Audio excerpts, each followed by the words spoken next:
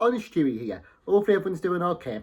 And please excuse if I look like I've been sneezing my head off and swollen up, because I have been. It's hay fever season, and man, has it hit me. The pollen is so high, it has napped me up. And if you're wondering where my beard's gone, I've shaved it off because I'm going to be dressing up for my stag do this weekend as Super Mario. So I've had to shave it off, and my God, I look too young. I don't like it. I don't like it. But no, I prefer a beard. But at least it's cooling me off because I'm boiling as well. So I'm going to get into this video, and bear with me a minute. I'm back. I'll try not to sneeze again. Bless me. Right, let's crack on with this video. So it's going to be, I was struggling to find 5 that I've watched recently. So I thought I'm going to do in this video the top 4 Marvel movies that I've seen recently. I was going to do 5. I might throw in a bonus one at the end. But I wouldn't put that one on a list. That one's just its own, because otherwise it'd be unfair on this list, especially with the ones I've watched recently. Obviously it'd be kind of, yeah, I'll get into that at the end anyway, and I'll explain a bit more on that one. So we'll start with, it's actually going to be mid to good. So that's what we're going to do. We're going to do a mid to good, because like I say, once I get into my number 1 mention, that's where it'll be like sort of, yeah, it's not a bad movie. Let's put it that way. You'll probably know what number 1 is already. Let's crack on. So coming in at number 4 is the Marvels. Now, I'm a little bit mad at this, but in all fairness, I knew what I was going in for, but I still wanted more. Because I like the cast. I like the characters. I really like Miss Marvel. I think she's awesome. Camila, she's mint. I forgot the other woman's name. Totally don't know who she is yet, but she was got awesome in WandaVision. And her new power seems really cool. And obviously we got Miss Marvel. No, Captain Marvel. And I don't think they ever do a character right. So this is what I'm going to delve into with this movie. I'm going to get into... I'll warn you if I spoil it. But I would... This one, there's no spoiling it, really. It starts off basically... She touches Miss Marvel. Captain Marvel. There's too many Marvels. I'll just say Brie Larson. She touches a glowy stone thing. And then when they use the powers after that, they swap. So it's like a time jump thing. But it's not time jump. It's like teleportation. So they can't use the powers, otherwise they'll teleport. So they'll be fighting someone. Obviously, Captain Marvel can fly, so she was fighting someone in the sky. It swapped and Camila was in the sky. And obviously that's not good because she can't fly. But my mind thought of that is, couldn't she, because she can do things with a glass power. It's glass now. Now, there's one thing I will say. I'm actually quite happy what they've done with Miss Marvel. I think the show's actually really cool the way her powers are. They don't look as goofy as the comic book version of her, where it's her hands that grow really big and it just looks goofy. I think a very good idea was using this glass-like power she has. Also gives her a little bit of, not a weakness, but sort of, she'll have to legit learn to do things. Whereas, cause for instance, this is what I was thinking. She was falling from the sky. A certain scene in this movie, and I thought, couldn't she just make wings and fly to the ground, or put herself in a ball, which she does, but conveniently we know to swap back. It doesn't really show that. Also, would she survive a fall? Now, arguably no, but again, the glass ball, with it being, because if it was a skin, obviously it would just, well, let me say it would just bounce off the floor. It probably would, yeah. But with it being a glass ball, it shows in certain scenes the glass breaks. So she would have broke the glass and she would have bit the dust or been really badly injured. So there is little scenes like that where there's potential. I know it's a daft scene. She's just falling from the sky. It's nothing major, but it's like one of them things where could have done a bit more with it. Made her realise, right, I need to know how to fly. So can't I conjure up, like I say, conjure, you know, make some wings. Because as I was saying to the missus, she could do butterfly wings. She could do that with a glass now. She doesn't. She doesn't get utilised at all, which is a gripe of this movie. These characters are really good characters, but they're not fleshed out. They're written so bad. Captain Marvel, on the other hand, I'll take one character back. I don't like Captain Marvel. I think she's a terrible character. And it's not Brie Larson. I just think the writing of Captain Marvel is abysmal. I don't think she should be in it yet. I think she was in it way too early. I think she's written so wrong because she could have literally killed Thanos. There was no way with her power. She can, she's nigh on a god. She's nigh on like Superman. She could, fight Thanos and kill Thanos. She could have prevented the whole clique. It doesn't quite explain where she was. This shows where she was during that time. That's what this movie is, but not at the same time. She wipes out this giant computer and it makes this planet die. This is my main bit I'm going to get in with, ignore the Thanos bit. I can roll with all that because obviously we want that epic fight scene anyway. So I can roll with that. What I can't roll with is the story of this movie. So, first things first, what the hell's going on with Nick? Nick Fury is not Nick Fury in this. Now, I didn't see Secret Invasion because I was mad at the whole thing of him being one of them shapeshifter things. I just thought, what a waste. But then, I don't know, apparently I've heard of reviews that it's done really bad. So, we skip all that. Anyway, there's a bit at the beginning where Nick gets a gun. Right, he's getting attacked. And she throws him a gun, Brie Larson, on his ship. And he misses. He shoots, and the enemy is literally where I am with the camera here. He shoots and misses. Nick Fury is badass with a gun. He would not miss a shot. Like, it was his own gun too. So that made no sense. And he was very comic relief. I am going to get into a sideline story that I did like and a sideline story of this movie I didn't like. So I'm going to skim through this quick. I'm not going to break it down too much. Basically, like I was saying, she destroys his computer. This planet has a sun. It's gone. So the planet's dying. And there's a crazy woman, the villain's absolutely trashing this movie. She just wants to basically take everything from Brie Larson's character and help a planet by ripping open these portals. Anyway, we go through this. I'll let you know what's going on. She's a terrible, terrible villain. She had potential because it's like Ronan. It could have delved into his race more. Didn't. She's not even blue. Or purple, whatever colour he was. But not blue because he had a little goatee, didn't he? Goatee, paint. Doesn't, let's just say that. She has his axe thing, his hammer. Anyway, she's useless. Just an angry person for being angry. Now, there's a side quest where the cat is my favourite bit, and there's a side quest where the villain's attacking a ship and the cats have to eat people to put them in because only one escape pod. So the cat eats them and then it can cough them up like a fur ball in a way. Doesn't quite explain how they'd survive being like that, but apparently they do. Not mad. Again, roll with that.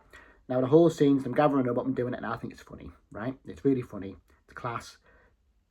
Yeah, didn't need to be in the movie, but yeah, it did at the same time because I'm not mad on that side quest.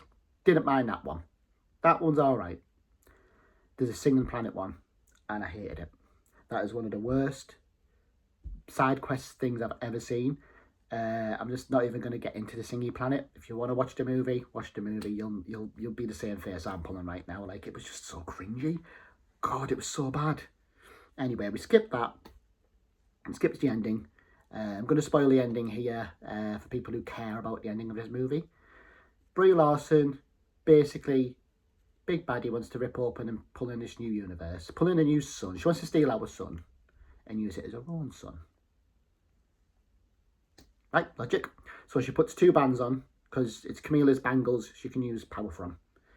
Problem is, if she puts two on, guy at the beginning says, you're going to die. Straight up tells her. So what does she do at the end? After a fight? Oh, and you also make her stupid. So they have a fight. The fight scene's mint. The fight scene's actually really good. They absolutely whoop her ass. She gets pinned by a bit of metal. And then she has a little heart change moment. Oh, I might not do what I'm going to do anyway. They undo it. They believe her. Surprise, surprise, she just takes a bangle off Kamala. Boom, two bangles. And what does she do? She rips open the thing. What happens to her when she rips open the thing? She just, poof, she dies. And then what happens? The other one, the lady who can teleport, goes on the other side, closes it. The plan was the most pointless plan I've ever seen. But you know what wound me up more? Was the ending. Captain Marvel is pretty much the cause of the extinction of them shapeshifters. Their planet got destroyed because of Captain Marvel. Their other planet, like the other ladies, was Captain Marvel. She literally resets the sun, so she can fly into the sun and reset it. She could have done this at the get-go, and the planet wouldn't have been dying. She wouldn't have attacked the shapeshifter's planet and needs to be alive. Literally, like, Captain Marvel, like, the writing of her whole character in general, is she supposed to be a villain? Because so far, she's doing villainy stuff. So far, she is being painted in a hero light, you know, beating the bad guy, but she's not good. I think that's why she's not a likable character. Like, she's horrible. She literally is a horrible character. Like, she didn't fight Thanos. She could have saved Earth, but she was going to that planet to destroy another planet to do all that, and she could have just reset that sun and saved all them lives straight away without being asked to do that. She doesn't. She didn't do any of that.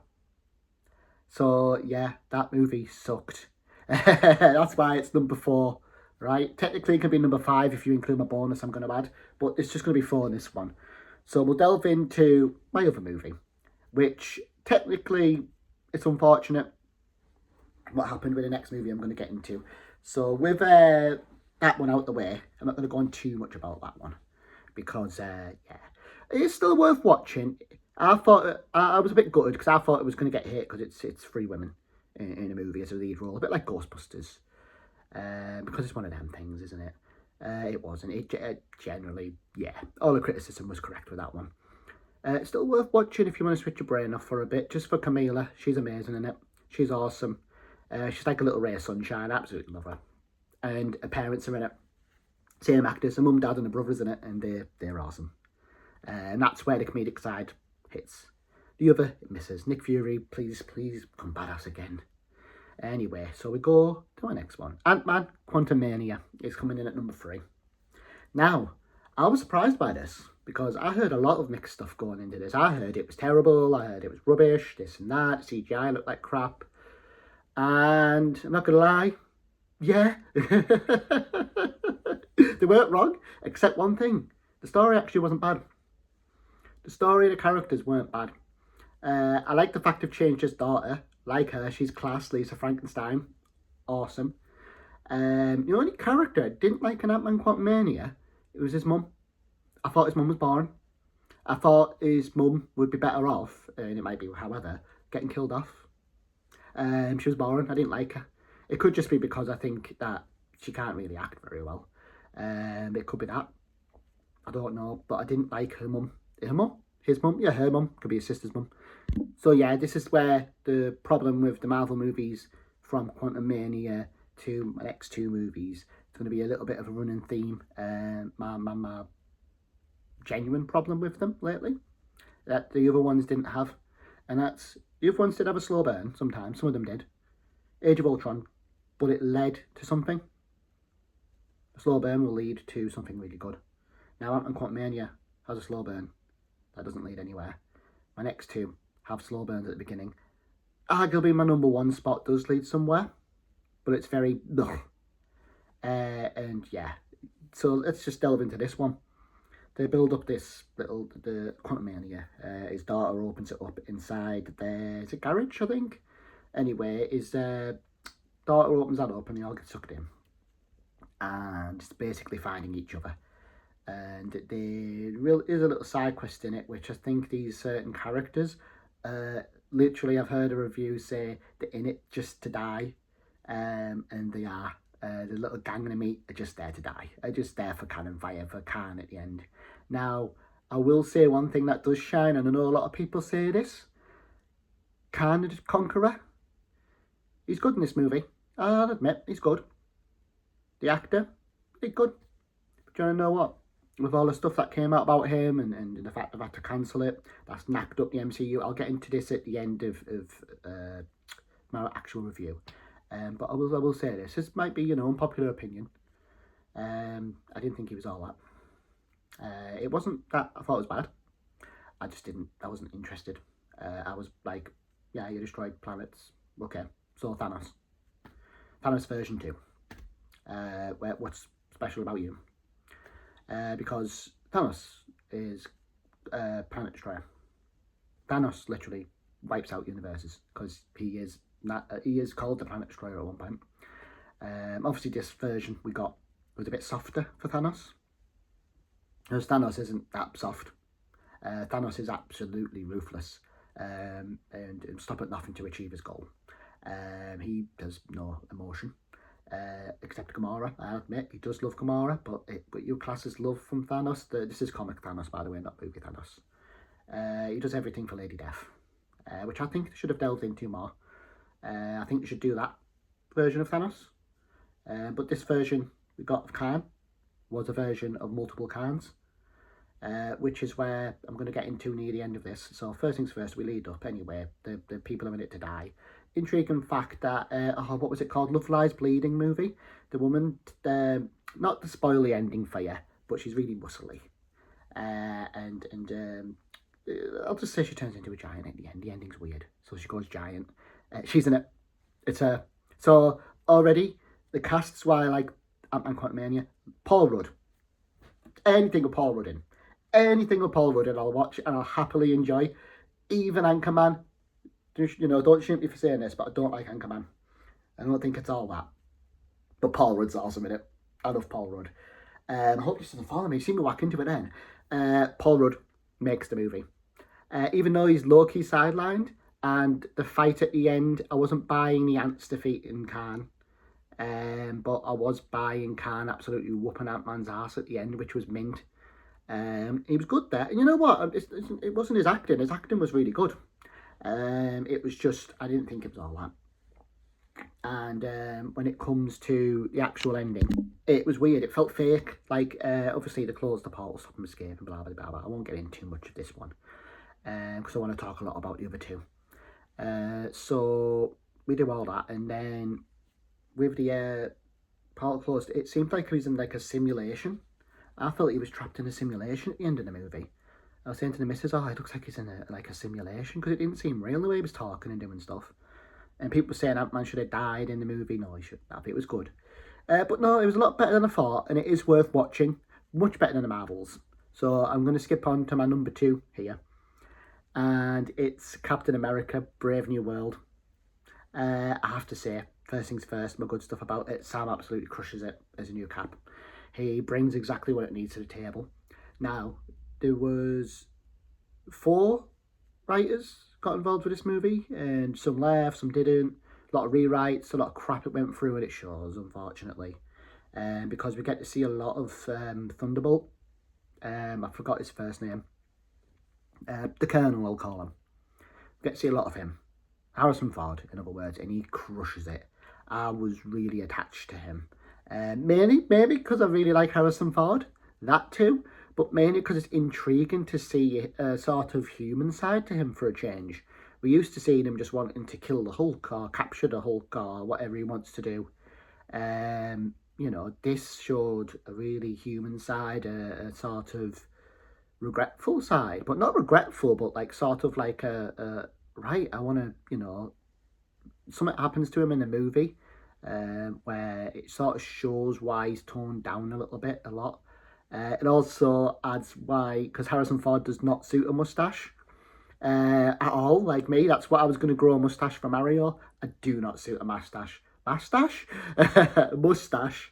because I look like a bent cop, and Harrison Ford does as well. He looks like a bent cop with a mustache. When you think about corrupt officer with a mustache, terrible.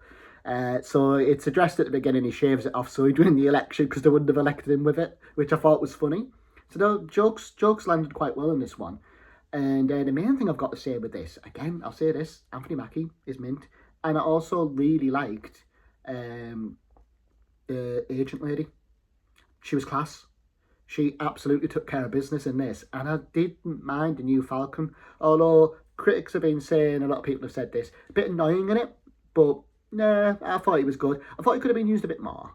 But there's a scene near the end. I'm not going to spoil this too much because it's just came out sort of. Well, I say it's just came out. It's been a few months.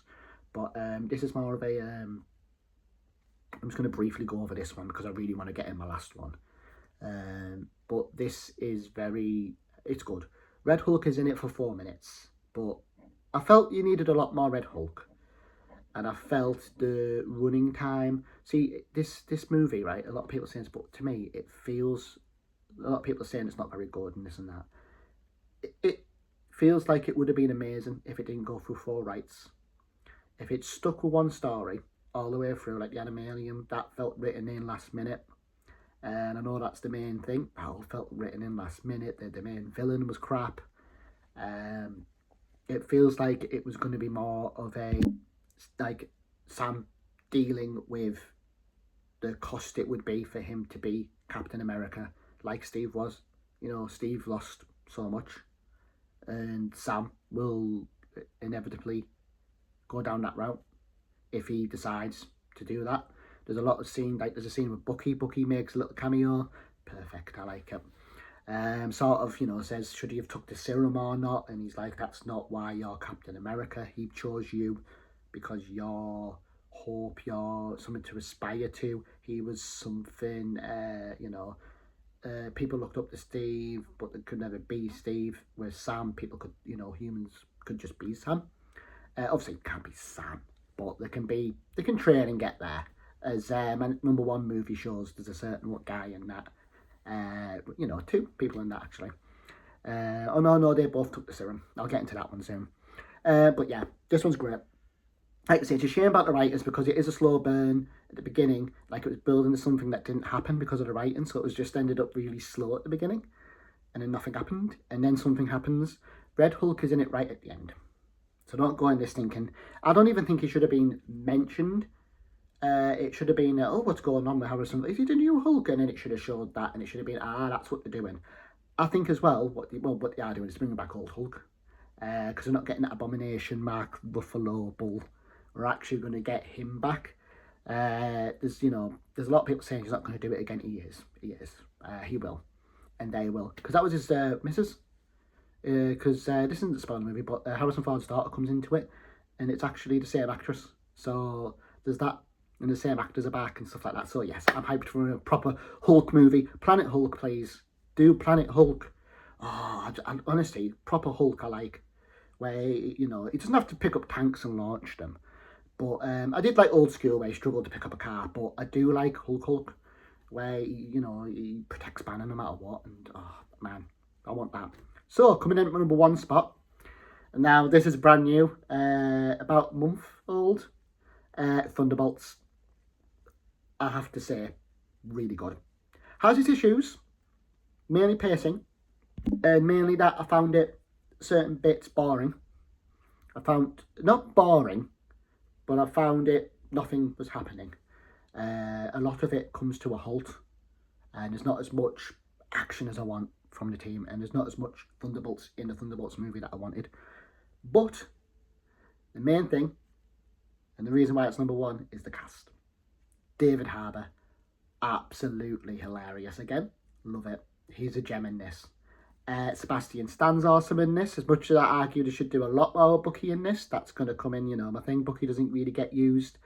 And Ghost is in this, but she may as well not be in this, which is annoying. She doesn't get flushed out at all, which is what I'm going to get into near the end of this. I will warn you about the spoilers if I do get into spoilers. But obviously, our shining star. Our 2 shining stars.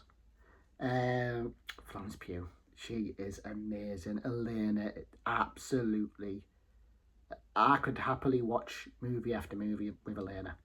I could watch a series with Elena in it, just telling us a story. She just nails the accent and everything. I love Florence Pugh anyway. I think she's an amazing actress. She makes the movie. Her and David Harbour in the same movie together. 2 amazing actors. Like, you know, and then you've got Sebastian Stan as well. There's 3. Wow, like, you know, you could have made a lot more with the acting, with not the acting, but with the story. But yeah, just the acting's good. And the guy who plays Captain America, he's class. He's mint. He stands out a lot in this too. But again, I can't help but feel him, like Ghost, totally. They don't do anything with Ghost. I don't know why she's in it. Like, she just seems like she's there. And it's a shame because the actress is great. They brought her back. I liked Ghost. You know, say what you want about Ant-Man and the Wasp, you know, the second one. I really liked Ghost. I thought she was cool. She wasn't fleshed out, but she was cool. And again, in this, it's the same again. It's like she's just cool, but nothing's to her. It's just a sort of, you know, especially how it starts at the beginning. So there's another character. Actually, you know what? I like Bob. Our main, I won't spoil it, but Bob is awesome in this. Bob is cool. I like the actor as well. There's another standout character too. They bring back Taskmaster, and she's amazing in this. She does so much. That's all I'm going to say. I won't spoil it. Let's just say, yeah, Taskmaster. Which is what they did. I'm going to delve into some spoilers. I will warn you. Actually, you know what? I'm going to quickly say, it builds the team up, and they start out really bad, and they start out not liking each other, and then it grows from that building bit to near the end. Now, I am going to get into some spoilers, so I'm going to give you a spoiler warning. I'm going to get into it because I have to. So I'm going to say spoiler warning in 3, 2, 1. Oh, before I go to the video, 1 sec. If you do click off the video, like, subscribe, all that crap. Right, let's roll. Spoiler. Boom. Da, da, da, da. The kill off Taskmaster. Now, I'm torn with this because, yes, granted, Taskmaster sucked. But I thought that they were going to flesh her out in this. She starts speaking in this. She fights in this. You know, it's a fight beginning, brief fight. And I'm actually quite hyped for it. I was quite hyped. And one of them kills her. She just gets shot by one of them. And I was just torn. I was like, yeah, I get why, because she fucked. But why not just keep her and use what you've got? Why not just flesh out that character? Why not turn a hated character by everybody into our Taskmaster? Don't even have her as Taskmaster. Have her come back as something different. Mainly for the actress. The actress was good. It was just the material was shite. So, anyway, that, still don't know how I feel about that. You know what I mean? It's funny, but it's not, because it's one of the Thunderbolts that kills her. It's not like she dies fighting our main villain. We call him the villain. You know, it's not like, well, yeah, our main villain, because there's a villain in the movie, Val. It's not like Val shoots her, and then, you know, goes to shoot the rest of them, and, you know, that's why I don't want to get Val, because they kill Taskmaster. She kills Taskmaster. None of that. She just dies in cannon fire. She gets crossfired, and then she's never thought about or spoke about in the movie again. I thought it was a fake death. And what I wasn't buying, right, she gets shot through a mask with a normal bullet. The mask is bulletproof. So there's that, yeah. So yeah, it has its flaws, like that. Now I'm going to get into my main gripe, which was the potential of the movie. It could have been absolutely amazing. Now, don't get me wrong, it's a great movie, highly recommend it. But I am going to get into the ending now, because I'm not going to go too long with this video.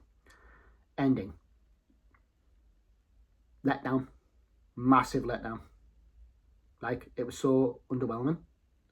Our main villain can go in your mind and basically brings out your inner demons, so to speak. Goes in your past, goes in your worst moments, and to defeat him, you have to overcome your worst moments. Now, we have these protagonists that all get dragged in at the end to go and rescue Elena. Elena goes in first. He literally just sends them to the Shadow Realm. Like, it's quite cool how he does it. He also does it to a kid too, which I think is pretty messed up. It's very, you know, but this is clearly not Bob. This is Sentry or something he's called. He looks so goofy, but I liked it. Anyway, we roll with that. See Elena's backstory. We know quite a lot about her. Still not quite fleshed out. Would have liked to have seen a lot more. Hair and mouth then. Would have liked to have seen a lot more of her backstory fleshed out, but that didn't happen. So, but it's enough. It was enough. It was good. And we saw very young Natasha, which I'm going to delve into with Elena's story. Black Widow. They're still not doing it, either. They still won't bring her back. You know, Scarlett Johansson won't do it again because she's done with them. But we can bring her back as someone else. I wouldn't be mad. But then, I think Scarlett Johansson would come back if they did it right. I think she won't come back because she's not dumb as she. That's the same with Chris Evans. They won't come back unless it's right. Anyway, we just ignore that one for now. There's one thing I'm going to get at the end of this video too. One little gripe I've got. just in general, not with the movie. So anyway, we go to the end. We want them to be fighting the personal demons. So I'm like, yes! Right, so we've got these 3 characters. Bucky too. Be cool to see Bucky fighting it, actually, and Alexei. So we've got 1, 2, 3. So we've got 4 demon fight things. And we're going to see all their backstories and they're going to have to overcome it. Boom.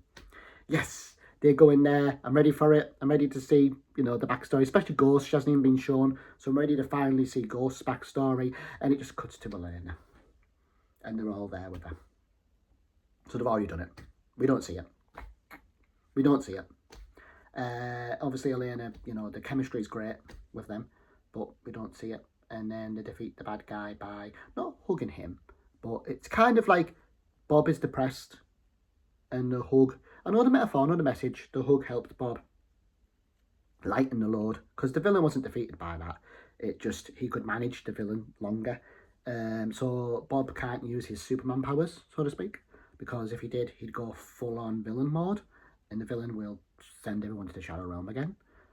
Which is a cool villain, because people are saying this, it actually will help people. Because you're either going to be trapped with your own demons forever, and you're going to have to fight to overcome your own personal demons, develop as a person to get out of it. And it's actually low-key quite a good thing, you know, facing your demons and stuff. So he's a really interesting, I wouldn't even say a villain, anti-hero. I wouldn't call him anti-hero, I'd just call him like a non. He's Bob.